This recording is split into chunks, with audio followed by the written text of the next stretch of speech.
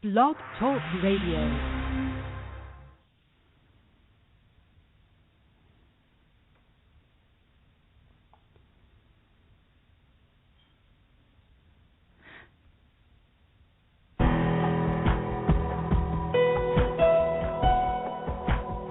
Welcome to our program on Kardec Radio. And now, here's our host, Dr. Vanessa Anceloni. Welcome, dear listener, to Kardec Radio. We are here live from the Chantilly, Virginia studios at Kardec Radio.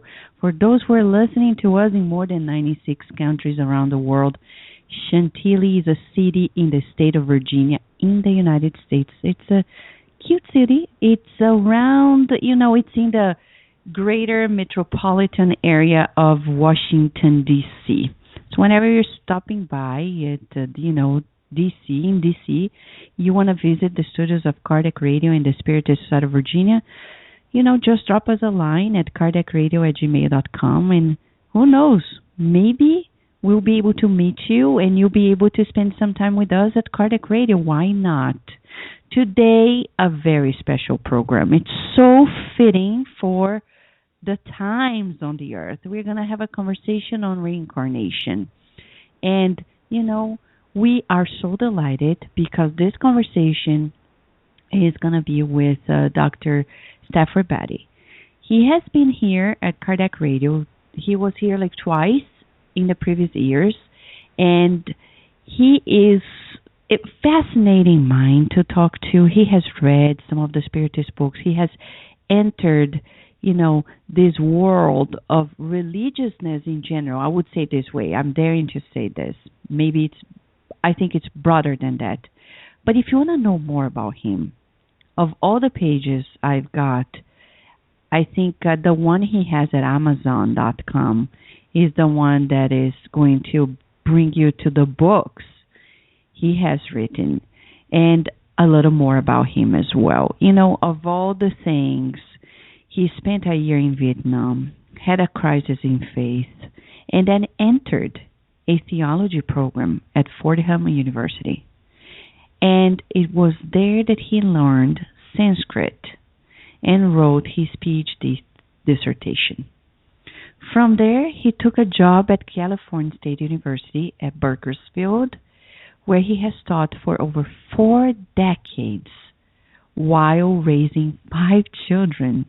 He has published 9 books, including 3 novels, and many articles and essays on a wide variety of subjects. The afterlife is very much on his mind these days, and he speaks at national conferences on life after death and on radio and television. He blogs for the Huffington Post. The books we've discussed before is The Afterlife Unveiled, and also The Imprisoned Splendor, and, bridging up with the books psychographed by Chico Xavier, by the spirit author André Luiz. It's very interesting, and we're talking with a scholar, somebody who has studied, paid attention, and is teaching people about unique things in life and I would say, that are happening in the progress of human thought on the earth, because it's a part of our humanity as well. Allan Kardec himself talked about reincarnation. And when he talked about reincarnation, if you go to the Spirit's book by Allan Kardec, first question he asked regarding it to the illuminated spirits was question 167. What is the purpose of reincarnation? And the answer of the spirits was expiation and humankind's progressive improvement. Without reincarnation, how could there be justice? And in each new life, a spirit takes another step on the path of progress. That's so interesting. The following questions talk about, the understanding of the dynamics of reincarnation. So go to the Spirit's book by Allan Kardec. Get to know more information so you can also meditate on the very issues that pertain to our lives. Many listeners have been asking us very important questions. What does Spiritism thinks about the crisis in Brazil, in the United States, in Syria, in Africa, in the whole world? Many people are consumed by the political turmoil in Brazil. We can't forget, and we cannot lose sight that the world is going through, as a whole, a lot of changes, a lot of transformations in each particular country, in each particular nation. We'll find similar and different challenges, but challenges. We've never come to such I would say, a convulsion, but it seems things will fall in place. Why wouldn't they? It's about faith. So, what would Spiritism say? It says in messages by Emmanuel in the book Money, which is already in English, and you can buy it either at Amazon.com or you can buy it at the website of the the United States Spiritist Council, www.spiritist.us. Emmanuel, André Luiz, they talk about the fact that we cannot get desperate. We shall not desperate. And we shall pray and continue being optimistic and be very balanced in our, demands of a citizen. We cannot enter a revolution and start, hurting people, harming people, even cursing the leaders that are going wrong. It does not pertain to the attitude. Do you think, dear listener, that what is happening, for example, in Brazil, is worse than what used to happen at the Roman Empire at Jesus' time? I'll tell you the truth. It's either similar or worse, okay, comparatively. Have you ever heard of Jesus, our guide and model, going wild and starting riots to create, to debunk the government? No. But Spiritism doesn't say we should be passive. It says we should, request changes with elegance, spiritual elegance. Elegance. What does it mean? Respect. Those leaders who have gone wrong, they are children of God. No matter if we like it or not, that's how it is. We shall never, ever put somebody in our, in a separate list of our enemies just because they made choices. God is allowing them to make choices. He is allowing us to make choices. So let's be different. Let's be elegant, spiritually speaking. Request changes with elegance. Strength, but elegance. Let us be proactive. And the reality is, we cannot demand if we are not doing any better. That's what Emmanuel says in his book, Money. You cannot demand the government to be better if we as a citizen have no social consciousness. So the question is, are you helping out the homeless you find when you're driving? Are you helping the people who are in need in your city? That's not a single attitude of the government alone. It's a social thing. We all shall partake. So if we are selfish and we only mind our business and we're demanding that the government be kind and charitable, we have no credit to actually demand on anything. And that's exactly what Emmanuel says. Because we pay taxes doesn't mean we are going to start demanding things without doing our part. So the Spiritist recommendation is, do your part. That's the spiritual elegance, like Jesus did. He didn't stop at the Caesar's door, knocking on the door and say, hey, hello, I'm the governor of the planet. God sent me here. You guys are doing all wrong. Excuse me. You shouldn't be here. You should be elsewhere. Blah, blah, blah. No. What did he do? He helped those who were ill, mentally, physically, socially, and he kept instructing. If people don't want it, that's another story. But that's the Spiritist take on it. I dare to say it's the Spiritist take on it. It's not my take. It's the Spiritist take on it. And consider this. The crisis is happening everywhere on the planet. Think about the refugees from Syria. Can you imagine children living in a camp for years in a row without school or barely having education, food, etc.? How are you feeling? And the elderly ones, and people who are getting sick, etc. Can you imagine this? I think we cannot imagine what it is to be displaced by wars. Can you imagine what people are feeling when we're talking about elections in the United States? And, you know, people talk about the crisis here and there, but we have a crisis also, a moral crisis also in the United States, because being representatives of the people does not make us representatives of a new attitude of violence in the United States. So we need to reconstruct or construct, better saying, a new paradigm for our social lives everywhere in this world.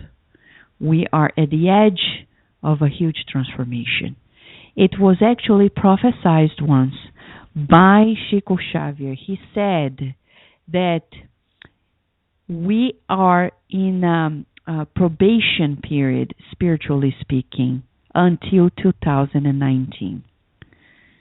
That's a probation time for the planet Earth. It happened when the First and the Second World War happened, and the Spirit Emmanuel told Chico Xavier that, and it's very interesting to know about this, he said that Jesus was called to a meeting, because he's the governor of planet Earth, to a meeting of the leaders of the other planets in the solar system, other Christ-like spirits. And they all very kindly understood the commotions that were happening on the earth through the world wars. But they said it's creating a vibratory chaos in the solar system.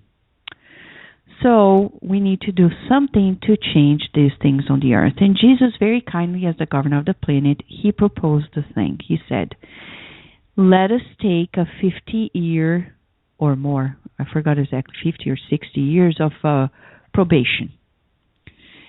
If the planet doesn't undergo a third world war, then we won't need to take such measures. They all agreed upon it, and here we are. We are at the edge of it. Every day, there's a threat that it's going to happen. North Korea and Russia and Iran, etc. It comes from all different directions. And now Donald Trump, right? And this is not a political statement, just a consideration on the facts of people who are really pushing us to the edge of this abyss. But is that going to happen? Is a third world war going to happen? It depends on us. Hopefully not, but we are in a probation.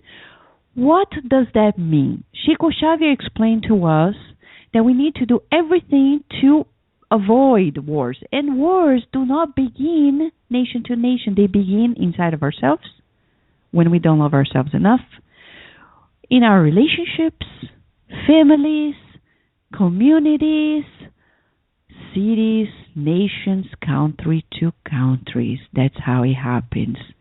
So we cannot change anything externally if we cannot change it inside of ourselves. So anything we can do to become a peacemaker, we're going to be contributing to the earth so it avoids the fall into a greater disaster than we're seeing. A greater. What else can we do? Be compassionate as well. Justice is important, but compassion is vital. Let's repeat. Justice is important, but compassion is vital. And that's the law of life, according to the spirits. So a lot of food for thought, right, dear listener? I know. And if you want more food for thought, wait for our conversation with Dr. Stafford Batty. Before I open the line to talk to him, I can't forget to remind you about the 10th U.S. Spiritist Symposium, which is going to happen in San Diego, California, about the transformative power of love. It's going to be on April 23rd, 2016. And several speakers from throughout the United States are going to get together and share the latest, on the studies of Spiritism regarding the very topic. Also, there is a parallel program for children and youth coordinated by Bernadette Leal. And if you go to the website spiritistsymposium.org, you get to know information about the program for adults, for children, registration, which is, it's so symbolic. It's like $20 for an adult, $10 for the kids and teenagers, and for a whole day event in San Diego in a beautiful location.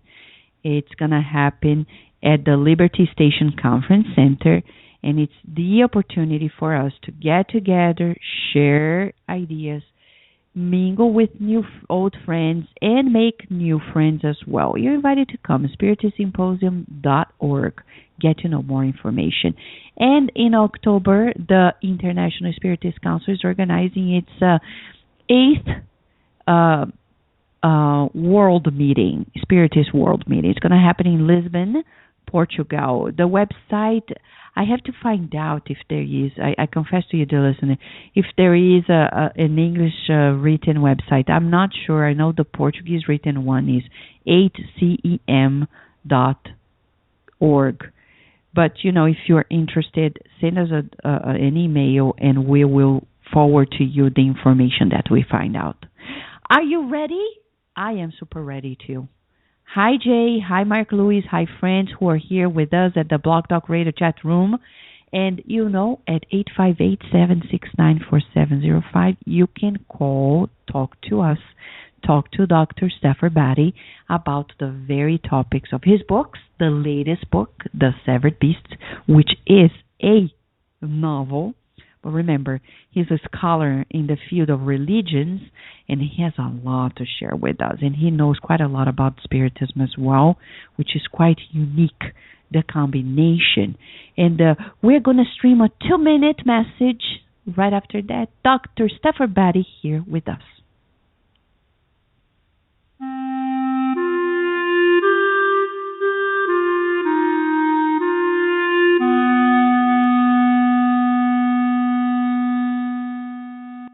Life After Life by the Spirit Anderson.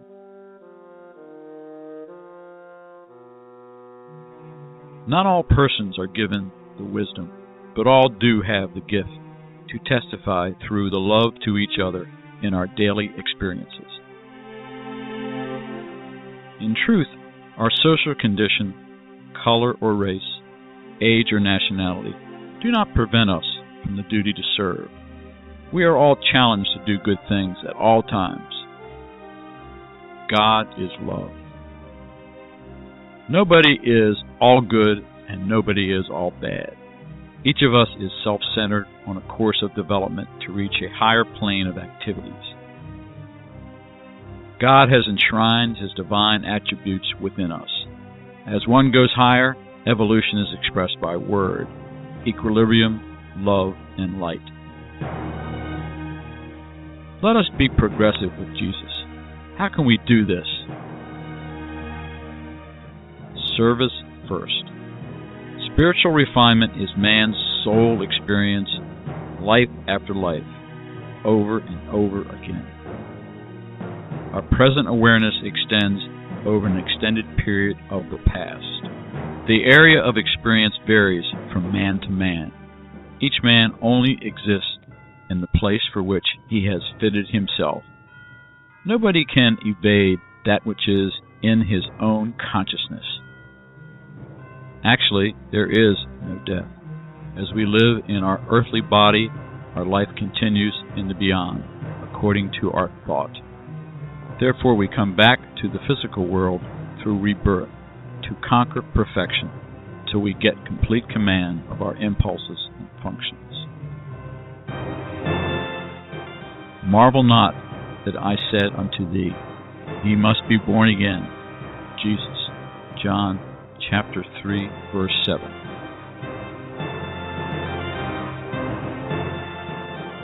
This message is from the book Among Brothers of Other Lands. It was received by the medium Valdo Vieira while traveling in New York City with the medium Chico Javier on July 7, 1965.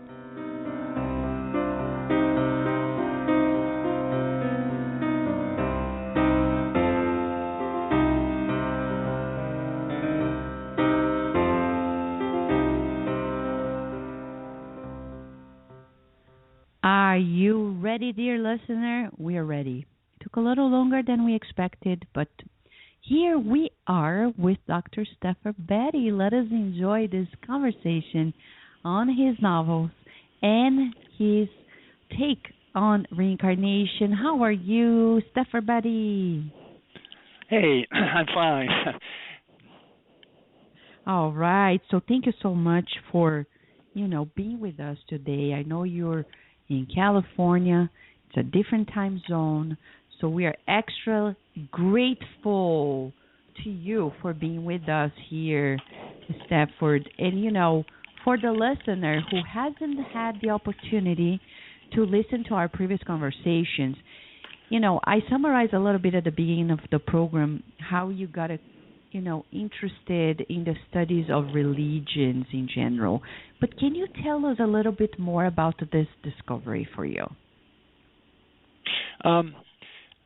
Well, I guess most Brazilians and certainly most Portuguese grew up Roman Catholic, and went to Catholic school and was educated by nuns and then Brothers of the Sacred Heart and then Jesuits in college and graduate school. So I've had a thorough Catholic upbringing, and you can't help but become interested in religion if you're a sensitive sort of a kid, and I was, and tended to just drink it all up. And I must say it served me well, but there came a point when I basically needed to move on and mature, and I began to see that Catholicism didn't have everything that was needed for me, at least anyway, and that's when I began my embarkation and my discovery of new ways of thinking about great questions, and that started with my study of Hinduism and the Upanishads and the Gita, and of course reincarnation was very central to all of these books. So that's a short answer, Vanessa. All right, very good answer. So how has it been for you teaching at California State University on this variety of topics that pertain to, religions in general? How has it been for you? Yeah. Well, I teach at a secular university, and there, as a result, is not much sympathy for my values. I am tolerated because I have tenure and am a full professor, but my loves are very far away from the concerns and the loves of most of the people here, and certainly people in the philosophy and religious studies department. Basically, the religious studies department and program here is thoroughly secularized and is, I would describe it as a sociology approach to religion rather than a philosophical approach. Very alien to my concerns. I'm constantly asking the question, well, is this or that belief true, and how do we know? The sociologist is simply interested in what people are saying and believing and doing without asking the great question, does it make any sense? So I really am at odds with my colleagues, and I feel fairly lonely here as a result. But that's okay. I certainly do find a great deal of love and understanding in all sorts of other areas outside of my immediate environment. That's interesting. And in the pathway, you become acquainted with Spiritism. How was it? Well, when I started asking the question, is there life after death, and what is it like?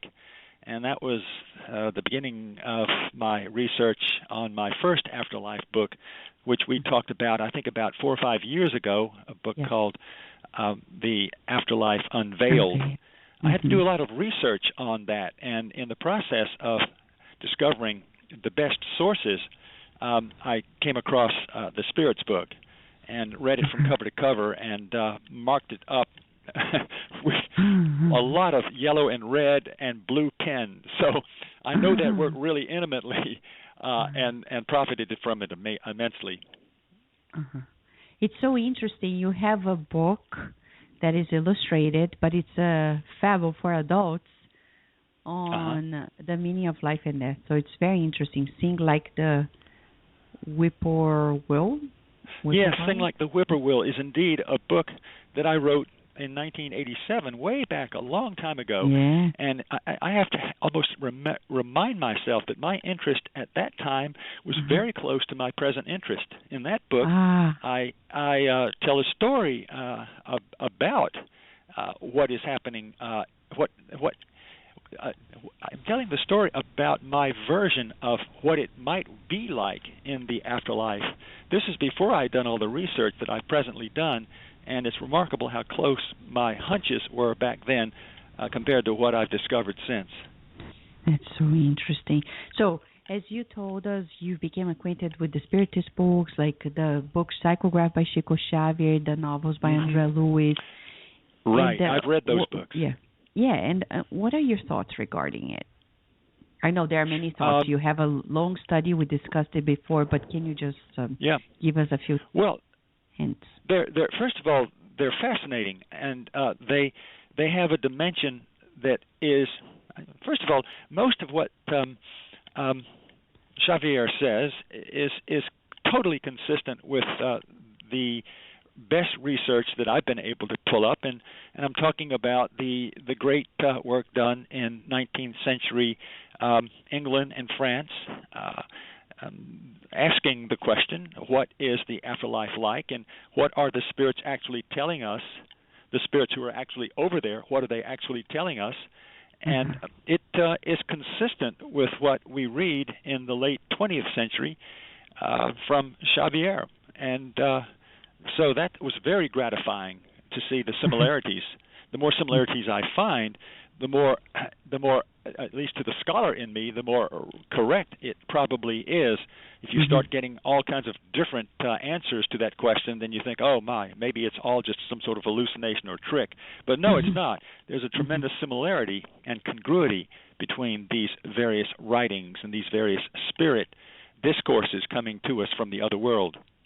Yes, and Stafford, last year I read a scientific paper that talked about how novels can change our brain pathways and the way we see life in ourselves. As you kept writing these books, and amongst them you have 3 novels, have you observed such impact in your readers, or have you had, accounts from theirs telling about how it, fostered their transformation or triggered a new way of thinking and feeling about themselves? Oh, all the time. This actually is. You can even see how I came to this conclusion. A number of people have been writing me from all over the world who have read my books, and they tell me what a profound impact these books have had on them. A number of the best accounts to this effect are found in the comments to my books on Amazon.com. and you can see just how profound the effect has been in some instances. And I must say that's very gratifying to me. It makes me feel that, my work is not without impact. Not only do I read the comments to my books on Amazon.com, but I get private email with some frequency from various people whom I've never met and never will meet, but just want to tell me how much how grateful they are. So you see, my sense is that this is just the tip of the iceberg, and that there are many, many more, maybe 100 times as many people who have been affected by my writings and writings similar to mine all over the world. And so I think that there is a kind of an emerging advance on the way we answer the question. The question is, what can we expect when we die? And that's a tremendously important question to try to answer, I think. That's wonderful. I remember knowing about the account in which, Chico Xavier was a healing medium, and one day, doing meetings of physical effects, Emmanuel came to him and said, "This is it. From now on, we would like you to channel all of it to the writing mediumship." And from there on, more than 400 books. And then we can tell, it took so many years for neuroscience to come to the conclusion, which is natural, to come to the conclusion that a book can really change even our physiology. So now we understand the reason why he proposed, Chico, to write these books, because we're talking about the deepest recesses of the soul, the transformation that comes within, which is not, passing. It's an everlasting acquisition. So it's very interesting that you're writing your books, because I bet it can also foster, these transformations as well, if not trigger this soul search. Have you found people like this? Yeah, I think soul search is a great way to put it. As for transforming the actual contours of the brain, the neurons, I don't have any evidence that is happening, but it certainly wouldn't surprise me. My view is that what happens in the soul does have an impact on the neurons in the brain, on the 100 billion neurons in the brain, or nerve cells, with all of their pathways linking up to each other. We do know that the world of spirit, or the world of mind, does have an impact on the pathways between the neurons in the brain, and that they in turn have an impact on, you might say, the mind. So it goes both ways. We have to enjoy or experience or suffer through the dance that our souls, do with our brains. It's a very interesting dance, and it certainly is a way of talking about where we find ourselves in these bodies that we have, that we're inhabiting for a few years here on this planet. Yes, it's very interesting.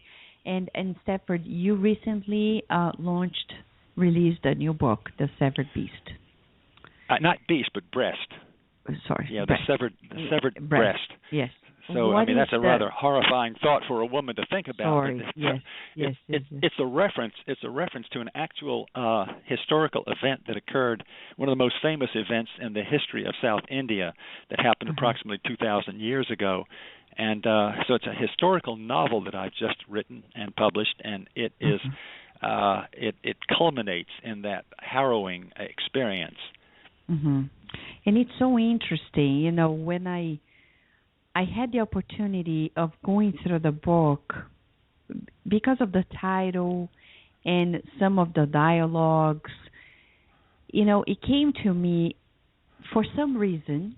I think in between the lines, I had this thought, and I want to kickstart our conversation on the book by sharing this thought with you. Okay. Right now on the earth, we are living this crisis. It's a worldwide crisis, and I don't mean this in a negative way. I think it's a moment of deep transformations. And Right. one of them is about the discovery of the feminine, not only in Oh, women, yeah. but in all of us. So, Mm-hmm. the first things that came to me in some of the dialogues, the title, and in between the lines in the book, I know it's not precisely the goal of the book, but one of the things that came strongly to me is about the need to rescue in some people or to accept in others the feminine in all of us. Mm-hmm. You know? Absolutely, it is there, and am I right? we're going to do a reading that brings that point out very pointedly. You are going to be the spokesperson for the feminine in this reading that we're going to be doing together. It'll take about 7 minutes, I estimate. Very much so. I hadn't set out to make a feminist statement. That was never the reason I wrote this book. But as it turned out, and as it just almost inevitably did, as I look back, the teacher of the great teacher in this novel is a female, is a queen, as a matter of fact, and she tells Thomas, who is the Apostle Thomas, incidentally, Doubting Thomas, one of the 12 apostles of Jesus. He is the lead character in this book, along with Queen Adimante.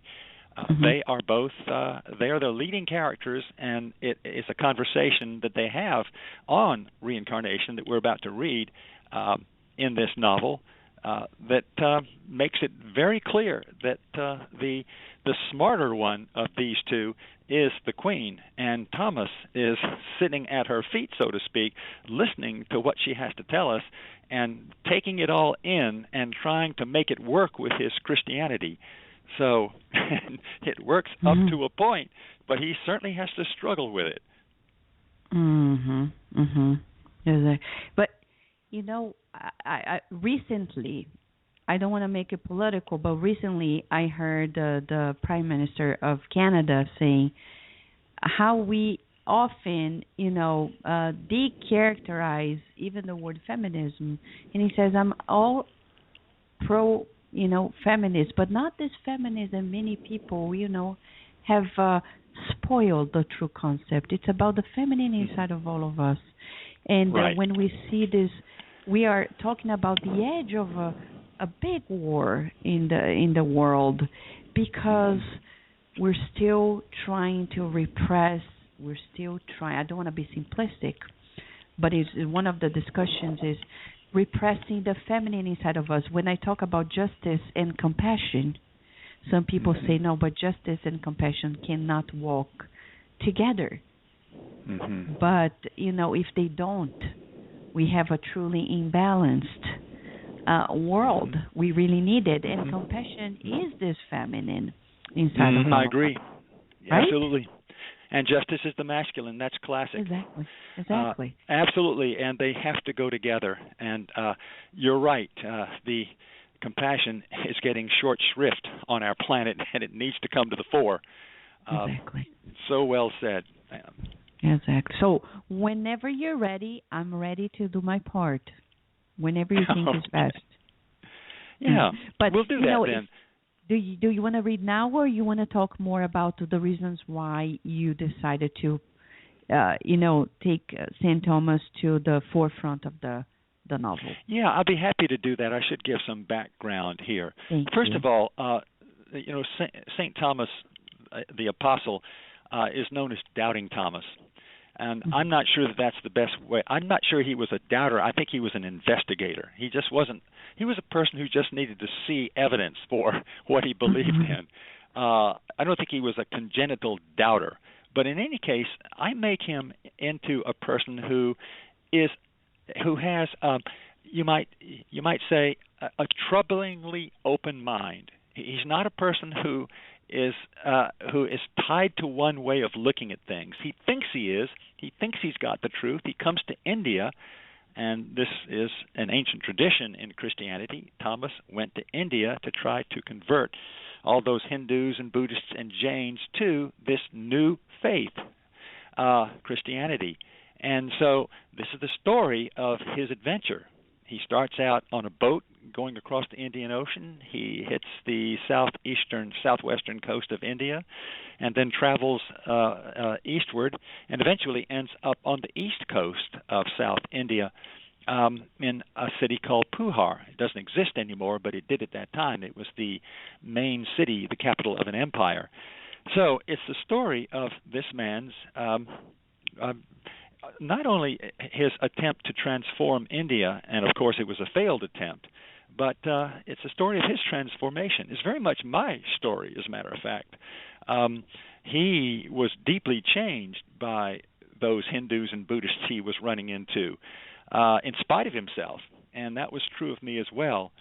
So he doesn't lose his faith. I don't have him do that, but his faith is profoundly changed in the process of mixing in with the spiritual chemistry that India stood for in those days and still does. So I thought I would just tell the story of what happens to an ardent Christian who comes into contact with these great ideas that come to us from the East, from India in particular. That's beautiful. It's very inspirational. It's very, very intriguing as well at the same time. Very interesting. And I think the dialogues that you have in the book are really vivid. They really I try to make them that. Yeah, it's amazing. So, but before we go into that, I have a curious question. I know it's not a mediumistic book. No. Right. But no, it comes out of my imagination, but it's mediumistic in the sense that much of what I have built into the book comes from mediumistic study. Obviously, I'm not a medium, and no spirit spoke through me that I was aware of when I was writing this book.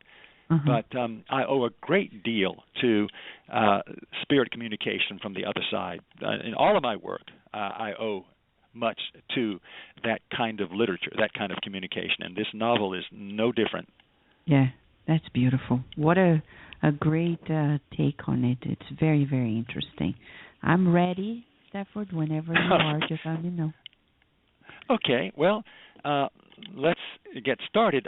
Let me just set the immediate background here. Thomas lucked out when he got to the capital of the Chola Empire. By the way, all of this is historical. Thomas is not. I can't find any history of Thomas's adventures in India in any Indian literature, in any of the Tamil classics, for example. He's never mentioned. So I can do with him what I want to. But the background of this novel is very bathed in Indian history. So what has happened is that he has witnessed the horrific Battle of Veni, a historical reality, an event told of vividly in the Tamil scriptures, and he was there. I make him part of that battle. He was there because he was a kind of spiritual advisor to the king of the Chola Empire. The queen actually was in this battle as well. She didn't fight, but she was in the background with her husband, the king. So she saw it. She saw the brutality, the bloodshed, the loss of life. And Thomas came close to losing his life. He was a kind of you might say, a stretcher bearer. He had been used in that effect to bring the wounded back to the background. So they are reminiscing. The Queen and he are reminiscing. By this time, incidentally, the Queen has taken Thomas as her guru, temporarily anyway. She's fascinated by him, fascinated by his performance at a debate with other philosophers, wants to get to know more about him. They become very, very deep friends, and by this time their friendship is solid. And so I'm going to have Vanessa be the Queen, and I'm going to be Thomas, and I'll also read the background as we proceed along. So this particular scene takes place in an open apartment, looking out into the evening, looking out into the stars, and the Queen and Thomas are sitting there, friends, just talking as they often do about spiritual subjects. And so, Vanessa, take it away. All those men. Right. All those men out on the battlefield who died. She said after a while, changing the subject. What do you suppose happened to them? I will tell you what we say. Her joined index fingers pressed against her chin as she looked not at him, but up at the infinite sky with its numberless stars. A few went to God forever. Their souls were liberated from the game of life and death. Tell me, I have been wondering, if you were to die today. She stopped herself in mid-sentence and looked intently into the night, as if in mystical communion with it. I can almost see all those thousands of souls rising like wisps of vapor to the heavens, she said with an air of wonder. Then she looked at Thomas and said in her normal voice, if you had died of any, how would you have chosen to come back, Master? As a Yavana? A Yavana. Yavana? A Tamil. A Yavana, I should say, is the word that Indians have for white people. And it's usually a derogatory term, incidentally. So Thomas would qualify as a Yavana. So a Jew or anyone from the Middle Eastern realm, or any Caucasian for that matter, would be called a Yavana. Somebody, in other words, with an uncommonly pale or white skin would be called a Yavana, because Tamils are dark-skinned for the most part, or at least golden-skinned. But I don't believe we come back, he said. I know, but pretend. Then she added before he could answer, such a strange belief. One life, one destiny forever and ever. A soul is jolted out of its body by a well-aimed spear, to think it is on its way to everlasting bliss or torment. Everlasting. On the basis of what? You say on the basis of 18 or 20 or 30 short years. What could the soul have done in so short a span to deserve such a destiny? What kind of God would hand out such a destiny? Tell me, friend and guru. She lowered her voice to a whisper and leaned forward with her intense round eyes staring up at him, even though he could not see them clearly. What do you think would have happened to my husband if he had died? And she's talking about the king. Thomas didn't answer. Suddenly she seemed annoyed. Well, if Karikal, that's the name of the king, by the way, King Karikal. Karikal goes to hell, then so do I. She paused, then added, but now more quietly, I would despise the God who sent him there. I would not want to be anywhere near such a God. She shook her head, clicked her tongue, and continued. I have known children born of lepers. They catch the disease from their parents by the age of 8 and live out their short lives in destitution. Then there are those of us who are more fortunate. On what basis does God assign us our destinies? The leper child, his, me, mine. Is God arbitrary? Does he have favorites even before he creates? Thomas waited for her to continue. But if we have lived before, then that would explain our different destinies. Do you not see this, Master? The doctrine has no basis in my scripture, and Jesus didn't teach it, he said. And besides, why don't we remember our past lives? It's such a strange doctrine, being born more than once. Don't you see this, my queen? Strange? She said. Why strange? The miracle is that we were born for the first time. Twice is no more mysterious than waking up after a long sleep. Still, he said, it makes no sense to believe we have lived a life we can't remember. If we can't remember it, how can we say it's ours? But we will remember it once we die. we're sleeping now. When we die, we wake up. Then we remember all of our lives, as much of them as we want, just as we remember all our days when we wake from sleep. Thomas felt suffocated, tantalized too, but most of all suffocated by the Queen's argument.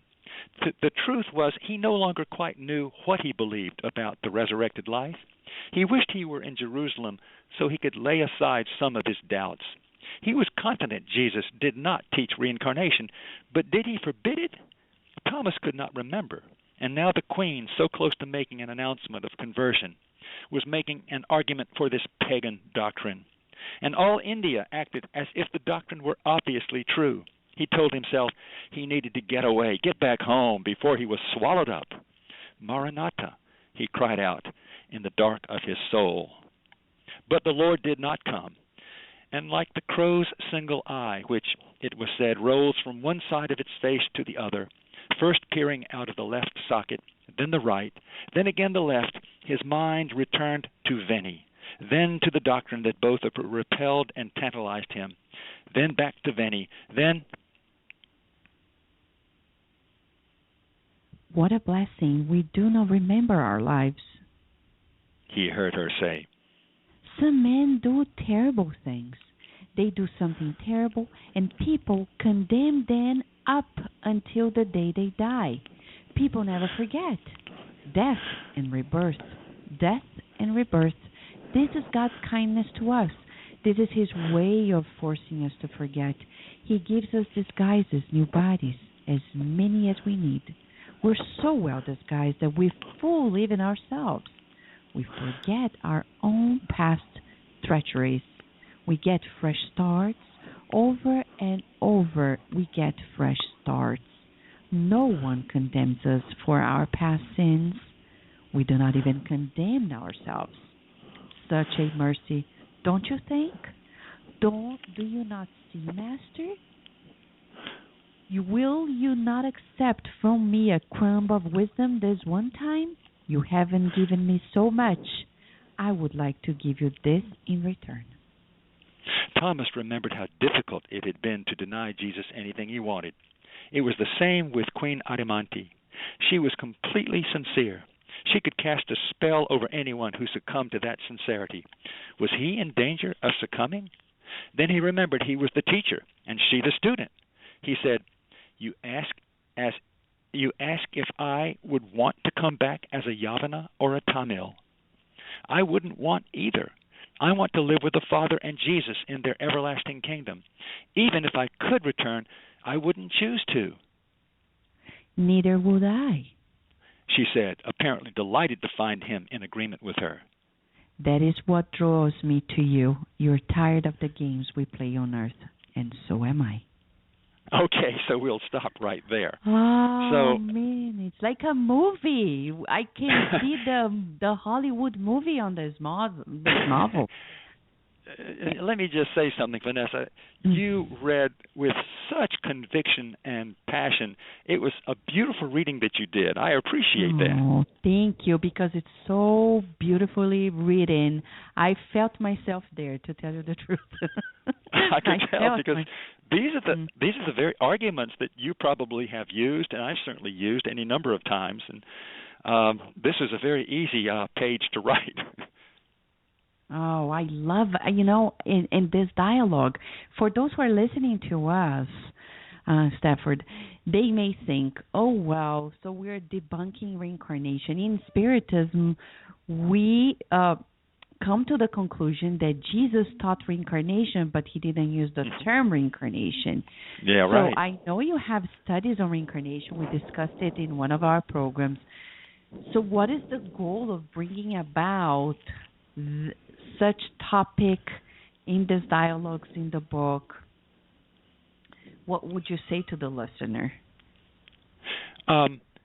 Well, first of all, it's fairly clear. It's clear to scholars anyway that if Jesus did teach reincarnation, it didn't take with his followers. You just don't find it in the history books. You don't find it in the Jewish history accounts of the arising of Christianity, and you don't find it you find hints of it. It's obvious that it was talked about.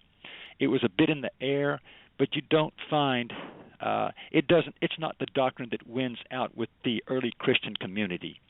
They are one-lifers, and I think that's regrettable, but that's what we've had to live with.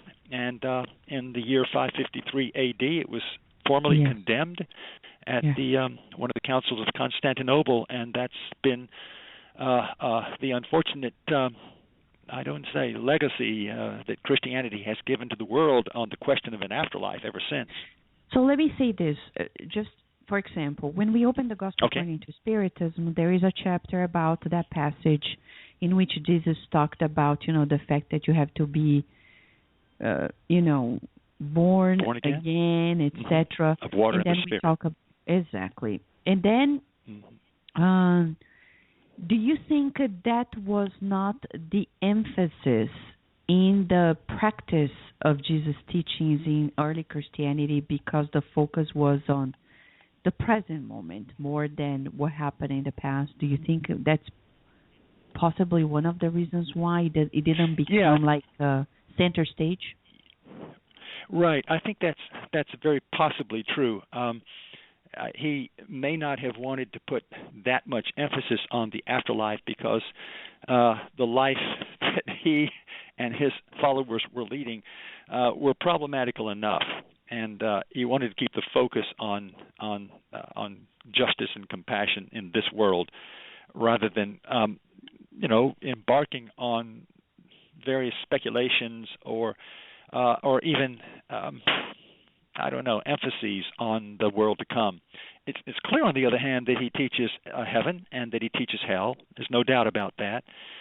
He does describe hell as a place of everlasting torment, which who knows if those were the exact words that he used, but those words don't sound reincarnational to me, nor do they to most Christian scholars. Most Christian scholars don't think that Jesus taught reincarnation. They acknowledge that there are references to the doctrine here and there, though not often, in the New Testament. And they think, for the most part, that Jesus was a typical Jew. Jews didn't have any. They don't even seem to be aware of the doctrine of reincarnation. You just don't find it in the Old Testament anywhere. And Jesus, of course, was a Jew coming out of that environment.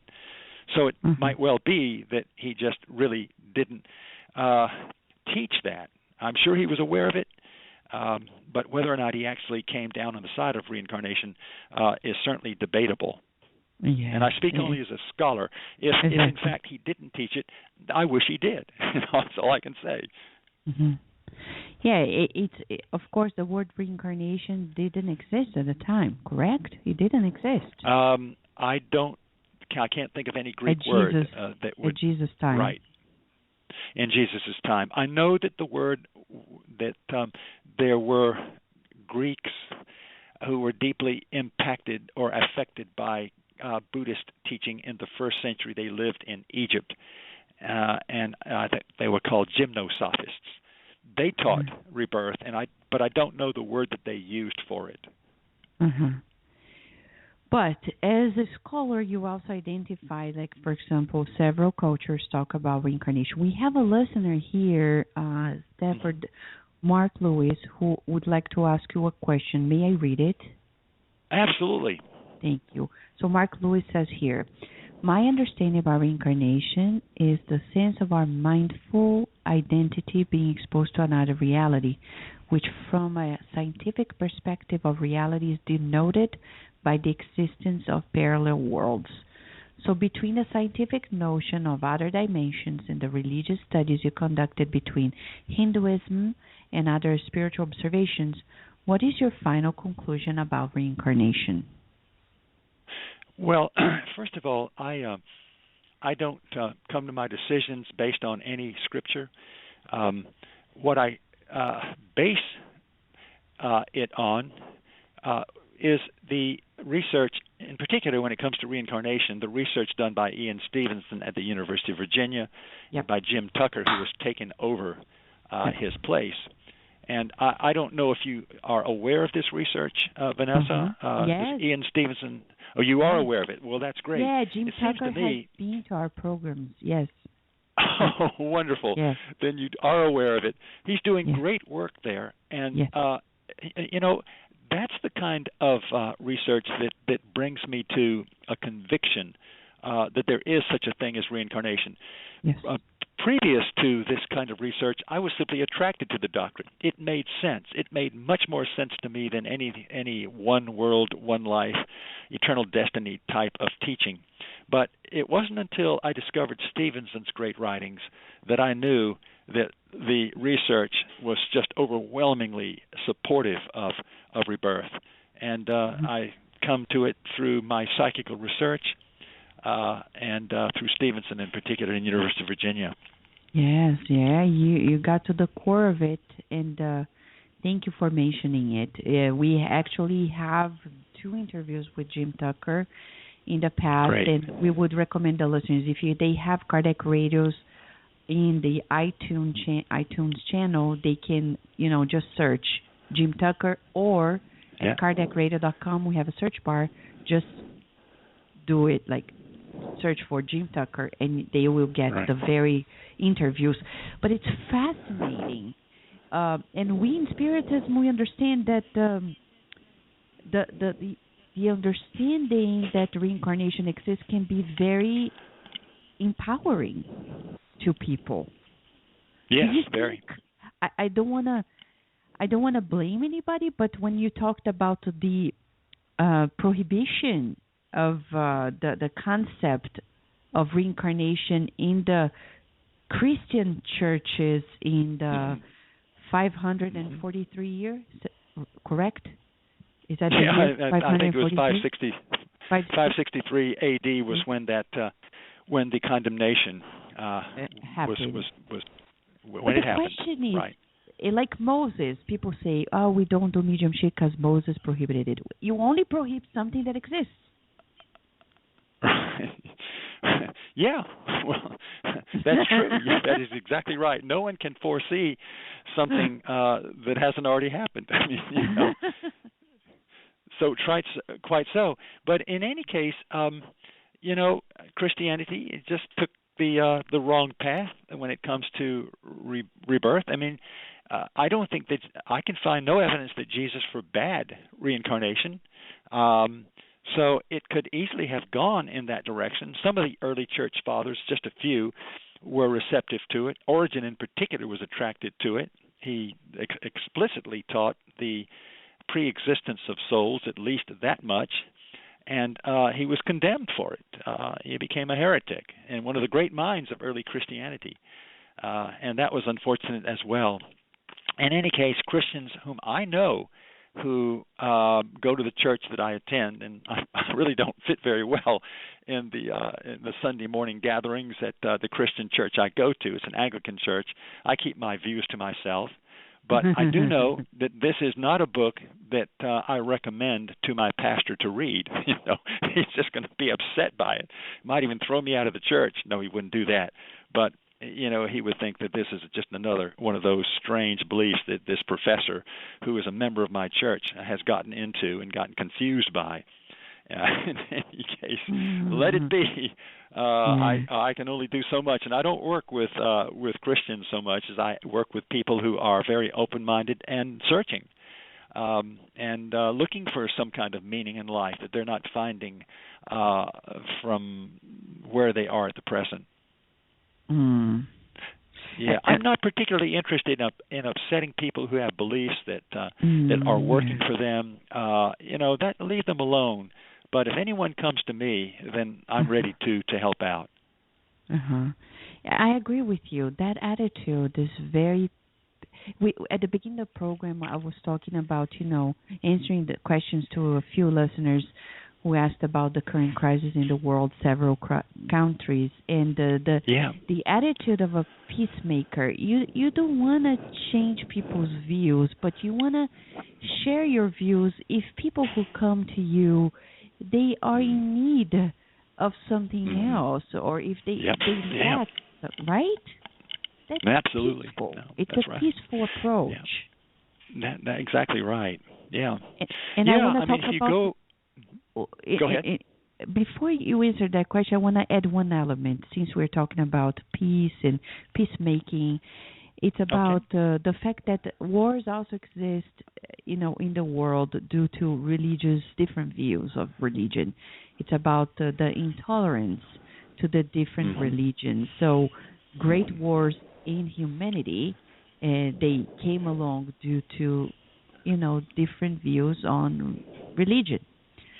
And since you work in the field, you teach about religions, etc., how do you think we can actually foster more religious freedom in the world? That's a great question. I am not particularly hopeful that we can make a whole lot of progress on this planet. It seems to me that if we ever did come to an agreement on a kind of universal religion, one that was open and all of the things that you and I would want it to be, there wouldn't be enough challenge on the planet for us to come back to. It seems to me that as soon as we become wise, then we die, and we have another generation of young people who are just as foolish as we were when we started out. And so we just never make any permanent progress, it doesn't seem. With one exception, though, we have access to information in a way that this planet has never had it before. Unfortunately, we have access to just as much bad as good, just as much untruth as truth. But nevertheless, there are perspectives, there are true perspectives that are available in a way that never were available before. So potentially there is this possibility of becoming more aware of what other people are saying, why they are saying it, what they believe, why we should be at least tolerant of what they say. We recognize better that had we been born in their shoes, we'd probably be what they are, and if they'd been born in ours, they would be what we are. So, we are taught tolerance. We are taught tolerance in our grade schools and in high school. And that's one thing that this, at least that education in America is strong on, teaching tolerance. Now, whether or not it's followed through particularly well is another matter, but it's certainly taught in our public schools. Exactly. Yeah, this is something really to be addressed at a greater scale. And I need to share that Dr. Stephen Post, you may know him. He did a recent contest on religious freedom with youth, and I think in August he's going to organize an event at the United Nations to promote, some ideas on a worldwide take on religious freedom. So something really to pay attention to. You can that's tremendously important. I just wish I could be more hopeful, but I look at the world and it seems to me that people are hunkering down in their particular faiths. I know in the States there's a tremendous hatred and suspicion of Islam, and we understand why it's there. It's easy enough to see why it would be there, but it's the kind of thing that we need to overcome. We should be careful, but we should not succumb to hatred. That's just a great mistake. And so many people are, they don't want to know about Islam. They don't want to study Hinduism. They're hunkering down in their little ideologies, in their little Christian enclaves, and they become fundamentalists. And I see a real rise in fundamentalism in Christianity in our country, and this is not an attitude that is receptive to other faiths, to the study of other faiths. It is not receptive to an attitude of tolerance. So fundamentalism is you might say, the great Satan of our time, and it's it's ferociously present in our country at the moment. And all I can do in my classes is try to overcome it by presenting the beauties of other faiths to my students. And that's you can't do much more than that. And on the other hand, I love your statement. We shall not succumb to hatred, which goes hand in hand with the wisdom of the Queen in your book, The Severed Express, because she talks about how the human mind works. If we know about our previous lives And this is about the blessings of forgetting previous lives. If we recall everything, we wouldn't forgive ourselves or others very easily, because we actually don't, right? Absolutely. Who knows what things I did in my previous life? I'm just glad to have a fresh start. And I think the wisdom of God, that the reason for reincarnation, He could have just given us, a long life of 1,000 years, all right, or 5,000 years, nobody ever dying, plenty of room for newborns, a huge planet, and so forth. But He gave us this great blessing of forgetfulness, and that allows us to start over again. And almost all of us have needed to do this at one point or another in our present lives, all the more so in our past lives as well. So I see a great wisdom in God's choosing to,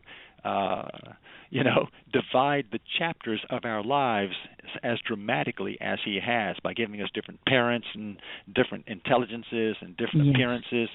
It's a wonderful thing that He has come up, or she has come up with. So, hey, I quite agree with you that if you are reincarnational in your attitude, it seems to me that you're on the way to a wisdom and ultimately to a peace that the world needs. Yes, it's really, really an important reflection to make, to say the least. We need to reflect on these topics that pertain to our lives. It's like gravity.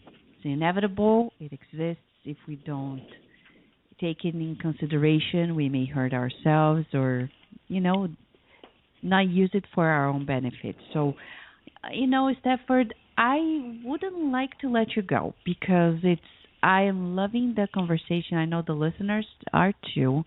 But, it's a good thing for you to come back to the program more often. We'll have to chat about how we can get you more often here at Cardiac Radio, because your books are fascinating. The latest, The Severed Breast, is really enchanting. I mean, you can get yourself very easily into the book, and the way you write it, it's so invitational. It brings these topics that pertain to our daily lives. So it's a teaser for the human mind that would like to get to the next level of the human thinking. I really thank you very much for the book. Oh, it's been my pleasure. One thing I do want to say, though, and my last name, in case anybody wants to buy this book, is a very strange last name. It's the same spelling as the first name of a woman, Betty, Betty.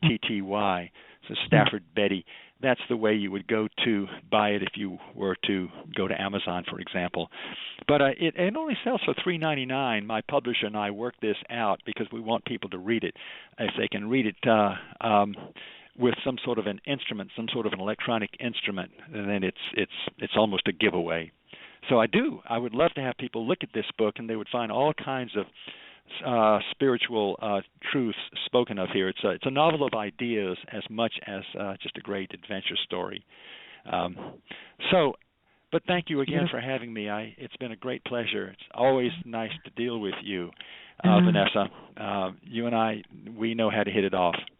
Oh, I love it. It made my day, and I'm sure it's gonna help many people around the world. It's a reflection. It's more about, let's go after the answers. And here we have The Severed Breast, bringing the very dialogues we have inside of us as well. And the Spirits book by Allan Kardec, the Gospel According to Spiritism. Stafford, let us think about ideas to have you here more often, because I'm sure the listeners are going to ask me that as soon as I finish the program today. Thank you. Thank you so much. Let's continue to be in touch. Many blessings. All right. Stafford, thank you. And to you. Thanks, Vanessa. Bye-bye. Bye. So, dear listener, what a joy. We cannot take it for granted. It's a delight, a scholar in the field of religions at the California State University. Go to Amazon. Please go to Amazon.com and get to know more about Dr. Stafford Betty, Betty, as he said, and all the books he has written. novels, including the latest one. We read an excerpt of it today, a beautiful dialogue here, The Severed Breast. And, it's this is not an author that is writing books to make money or to be famous, etc. If it happens, it's just a consequence. I know from a fact that it's very genuine. It's an educator who is making educational steps to make these important discussions regarding our human nature, our human mind, available to the public in general. He is one faculty at the University of California, California State University, in academia in general, that is not keeping the knowledge to himself. And this is one of the reasons why we love him very much, because he's like Kardec, bringing it to the general public. And we need it. How else are we going to help people think very deeply about life? This is a book, The Severed Breast, you can give to people. If they are not ready to take a particular pathway, that's a book that can tease us into questioning.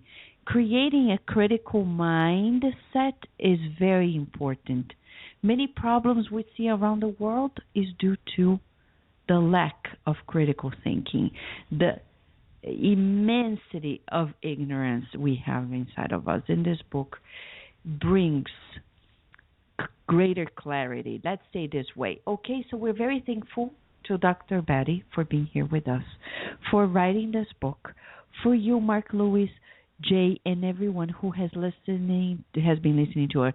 Our dear Elsa Rossi, who is at the head of the Spiritist movement in England, the United Kingdom as a whole, who wrote to us saying she's listening to us as well and is often sharing and contributing, to the United States Spiritist Council for sharing the news about the programs at Kardec Radio as well, and for creating this opportunity for the 10th U.S. Spiritist Symposium. And all of you, if you're listening to us on demand and you have a question, write to us. A suggestion, write to us. Talk to us. We love talking to you, dear listener. We hope we have answered a few of your questions at the beginning of the program regarding the worldwide challenges and crises. If you still have questions, keep writing. We have great news for you coming along. In very soon, we'll have another day of live programs at Kardec Radio. Can you believe it? No, but I won't share it today. I'll keep it just a short information. Very soon, probably in a week, I'll have the opportunity of sharing this with you.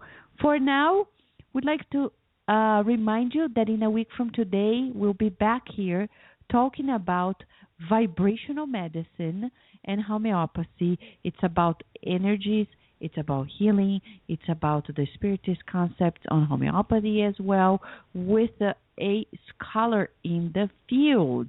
It is, yes, Becky Chambers. She's going to be here talking about her latest book and much more. So, and we're going to talk about the Spiritist take on it as well. It's a beautiful conversation.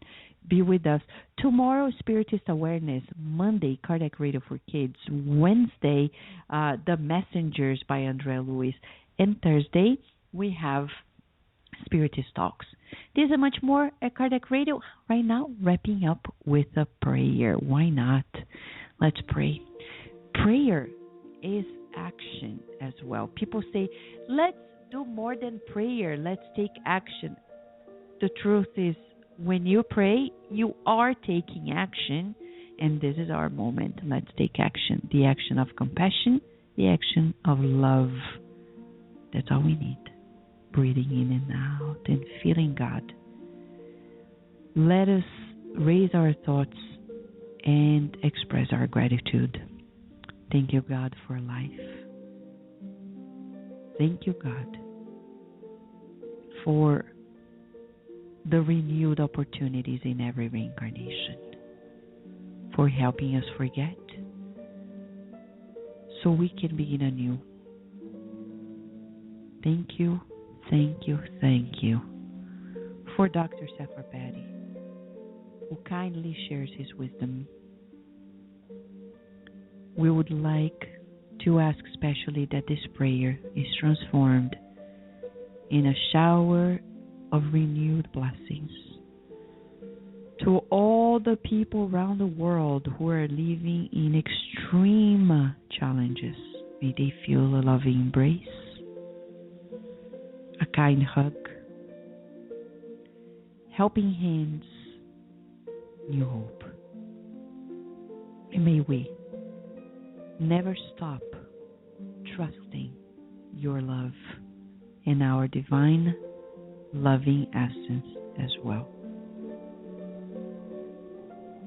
May these feelings of kindness stay with us today and always. And so be it.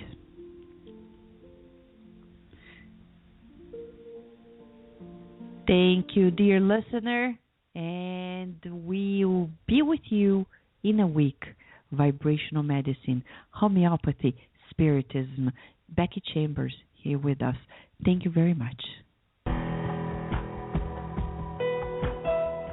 Thank you for listening to Kardec Radio, broadcasting live every Saturday morning at 11 a.m. Eastern Standard Time. Email us and share your comments at www.kardecradio.com. Until next time, we wish you many blessings.